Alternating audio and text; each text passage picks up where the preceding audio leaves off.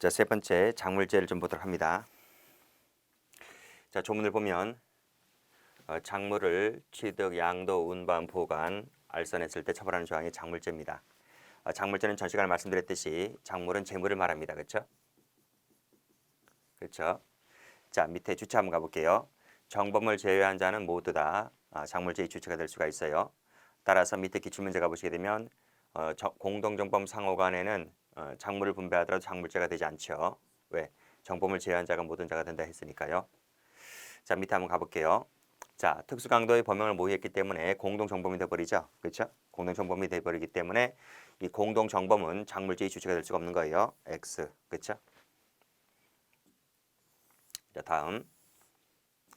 자, 작물제는 타인이 불법하게 영득한 재물의 처분에 관여하는 범죄입니다. 따라서 자기 범죄에 관여하는 것은 작물제가 되질 않는 거예요.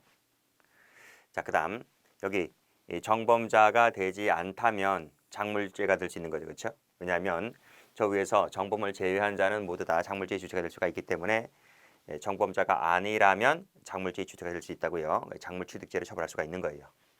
아무리 실질적인 범죄 집단을 이루고 있었다 할지라도 정범자가 아니라면 작물제의 주체가 될 수 있다는 판례입니다. 자, 다음. 자, 그러면 공범은 될 수 있을까? 공범은 될 수 있습니다.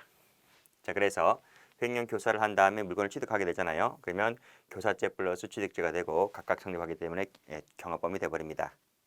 자, 밑에 거 보시면 교사했죠? 그 다음에 취득을 했죠? 경합범이 돼버립니다. 자, 넘기죠. 객체 볼게요. 객체는 작물이라고 말씀드렸습니다. 자, 취득 나왔네요. 취득이라고 하는 것은 1번, 그쵸? 플러스 2번입니다. 2번. 그래서 1번 플러스 2번이 모두 있을 때 취득이 되는 거예요. 자, 이건 볼게요. 자, 취득이라고 하는 것은 점유 이전 플러스 사실상 처분권 획득이다 하는 거예요. 따라서 단순히 보수를 받고, 그쵸? 그 작물을 일시 사용하는 것은 취득이라고 볼 수가 없다는 거죠. 왜 그럴까요? 왜 취득이 아닐까요? 이건 왜 취득이 아닐 거예요? 여기 없으니까. 그렇죠? 이전 받은 건 맞아요. 작물의 점유를 이전 받은 건 맞는데 처분권 획득이 아니기 때문에 이것은 취득이 아닌 거예요. 그렇죠? 그래서 보수를 받고 작물을 일시 사용하는 것은 처분권 획득이 아니기 때문에 취득으로 볼 수가 없다. 그래서 보수를 줄 테니까 대신 물건을 구입해 달라고 했죠. 그렇죠? 이것은 뭐다? 이것은 사실상 처분권 획득이 아니기 때문에 취득으로 보지 않고 이걸 뭐로 봐요? 보관죄로 봐요. 자, 그다음 취득 나와 있죠. 취득은 고의는 취득할 때 고의가 있으면 됩니다. 그래서 계약 체결 시에는 몰랐다가 정을 알고 인도를 받아버리죠. 인도를 받았을 때의 정을 알았기 때문에 이때는 취득이 될 수 있는 거죠. 근데 인도를 받았을 때 몰랐어요. 받았을 때는 몰랐다. 받았을 때는 작물인가 아닌가 의구심을 했다는 거죠. 근데 어쨌든 작물 취득할 당시에는 고의가 없었기 때문에 취득죄가 되지 않는 거죠. 이것도 마찬가지죠. 인도받을 당시에는 몰랐다고 했으니까 취득죄는 되지 않는 겁니다. 자, 다음 양도 나왔네요. 양도라고 하는 것은 이 취득과의 관계를 잘 봐주셔야 돼요. 취득과의 관계. 그래서 1번 같은 경우 읽어보시고요. 작물 양도죄는 작물인 점을 몰랐다가 취득한 후에 그리고 나서 그 내용을 알면서 양도했을 때만 가능한 거예요. 그 1번과의 관계 때문에 그렇습니다.